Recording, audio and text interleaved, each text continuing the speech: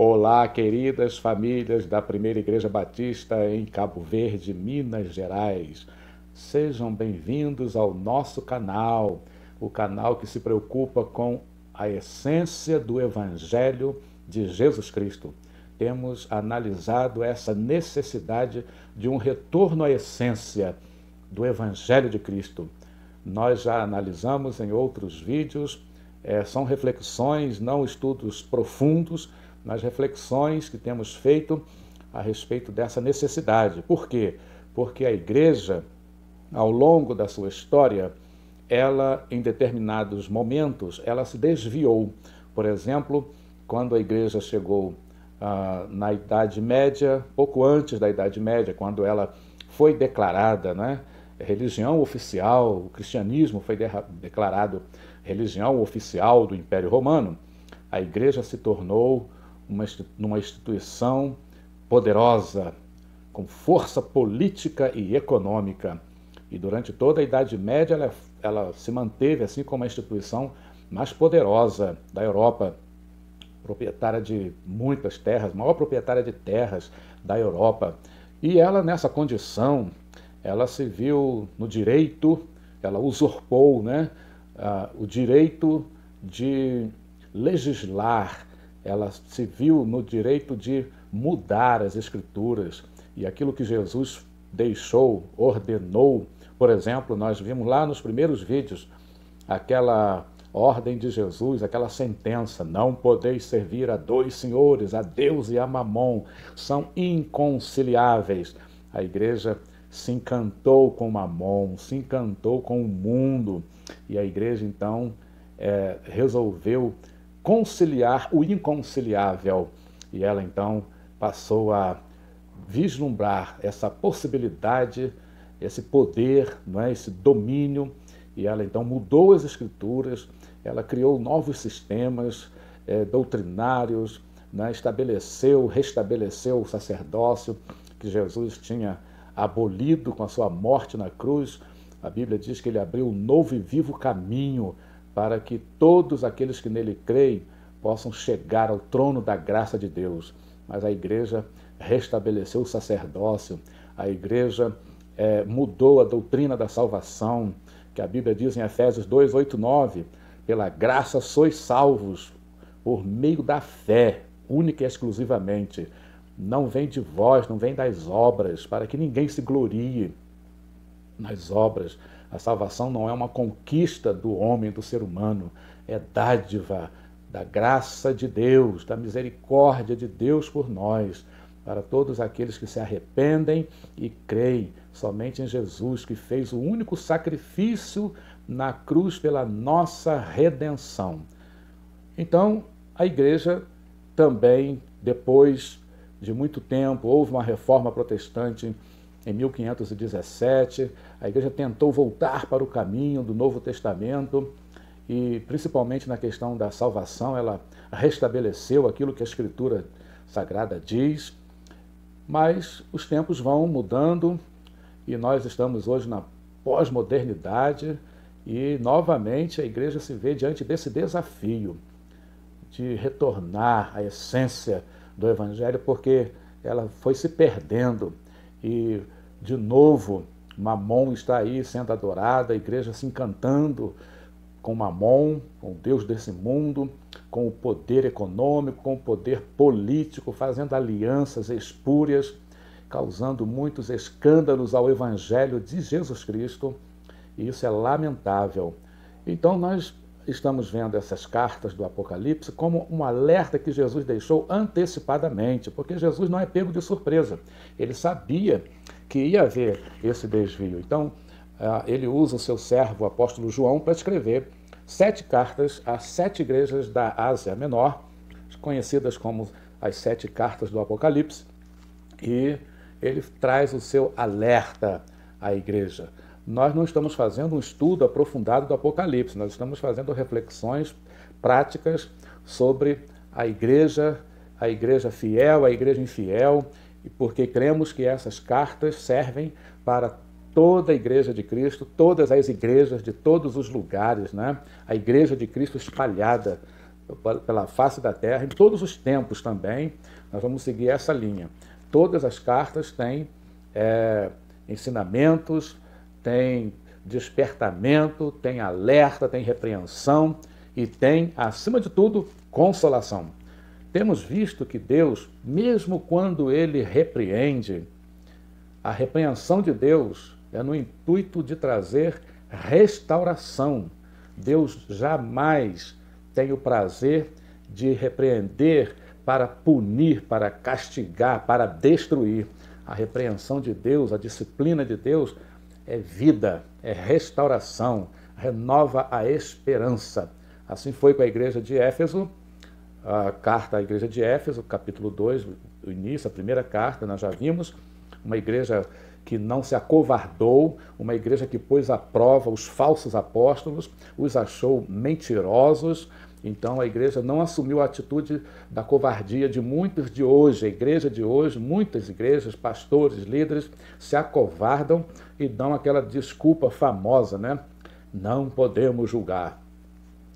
Mas Jesus disse, não podeis julgar segundo a aparência, o juízo temerário, mas julgai segundo o reto juízo.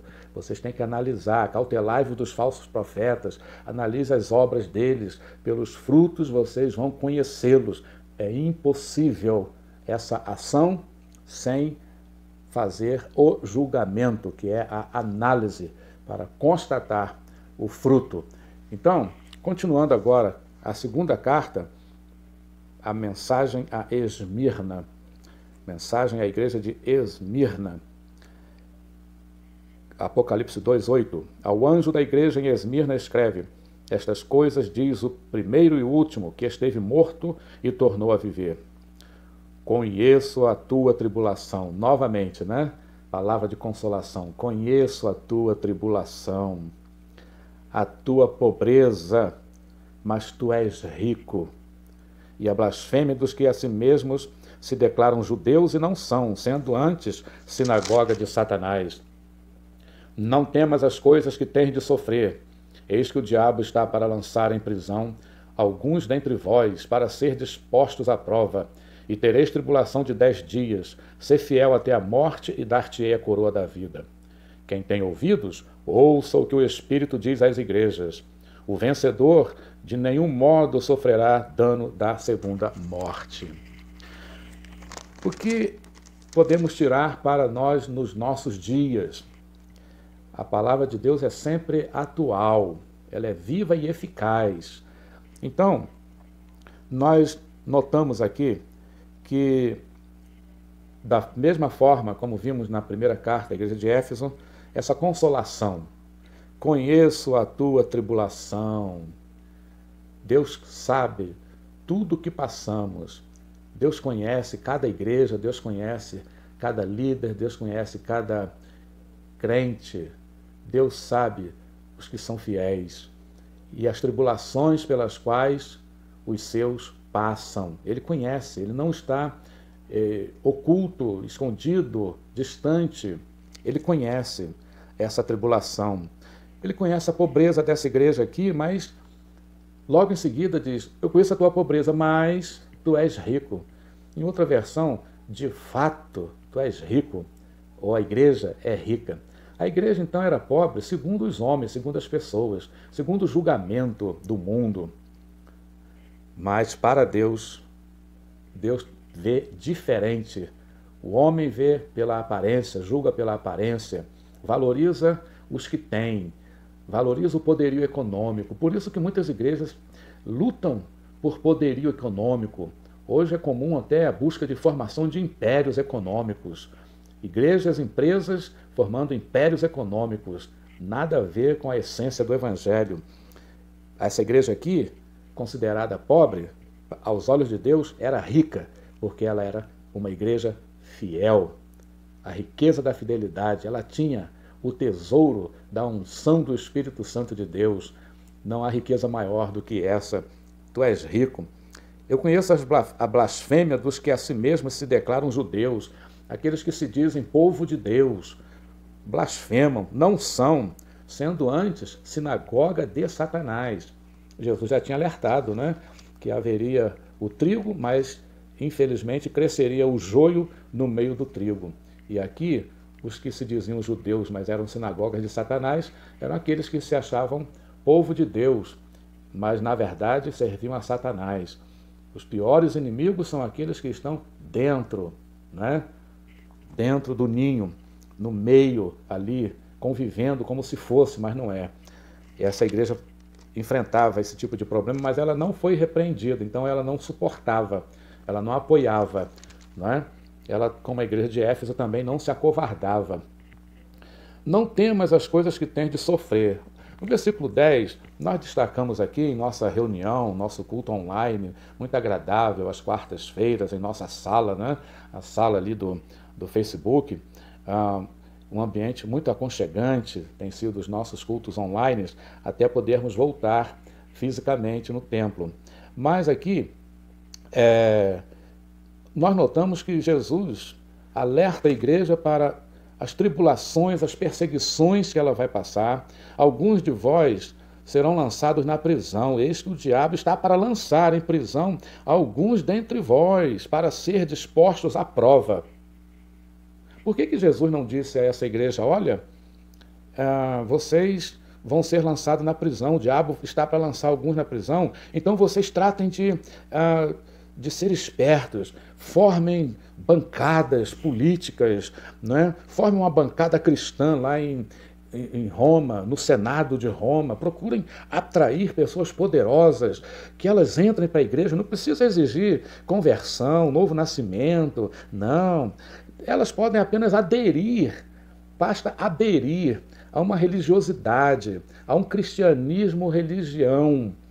E aí vocês vão ter um esquema, vocês vão ser blindados contra perseguição, vocês vão evitar muitas tribulações se vocês se juntarem aos poderosos. Nada disso. Isso é anti-evangelho. Essa atitude que muitos buscam hoje em dia é anti-evangelho. Não tem nada a ver com o evangelho em sua essência. Há uma música dos melhores grupos evangélicos no Brasil, da boa música evangélica, né? da música evangélica bíblica, realmente. O grupo Logos tem um CD chamado Conteúdo, e ali ele canta: eu sinto um verdadeiro espanto em meu coração ao constatar que o evangelho já mudou. Quem ontem era servo agora acha-se senhor e diz a Deus como ele tem que ser. Mas o verdadeiro evangelho exalta a Deus. Ele é tão claro como a água que eu bebi. E não se negocia a sua essência. Não pode negociar a essência do evangelho. Infelizmente, muitos estão negociando a essência do evangelho.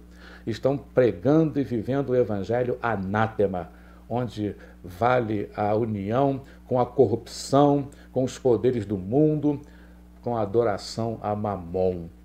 Mas o verdadeiro evangelho não é esse. É esse aqui da palavra de Deus, do evangelho de Jesus. E ele, como diz o Logos, não pode ser negociado. Quem tem ouvidos, ouça isso. E Jesus não disse também, não prometeu à igreja, olha, se vocês tiverem um tipo de fé especial, vocês vão evitar essas tribulações, vocês não vão passar por provas. Basta ser super crentes, com a fé de aço.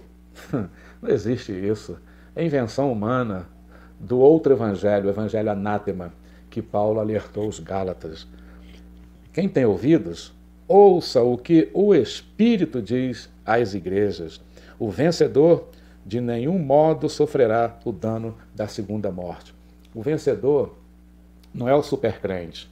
O vencedor é aquele que é vencedor em Cristo e por Cristo. Paulo disse que em Cristo somos mais do que vencedores. Aquele que rende a sua vida a Jesus, aquele que crê somente em Jesus como Senhor e Salvador da sua vida. Esse participa da vitória de Jesus sobre a morte. E esse jamais vai enfrentar, vai sofrer a morte eterna, a morte espiritual, a separação eterna de Deus. A morte física, sim, é consequência para todos, da nossa fraqueza, do pecado, mas a morte espiritual, não. Vença com Jesus. Que o Espírito Santo seja ouvido, porque quem tem ouvidos, quem quer ouvir, ouça o que o Espírito diz às igrejas. Que Deus nos abençoe. Até o nosso próximo encontro. Amém.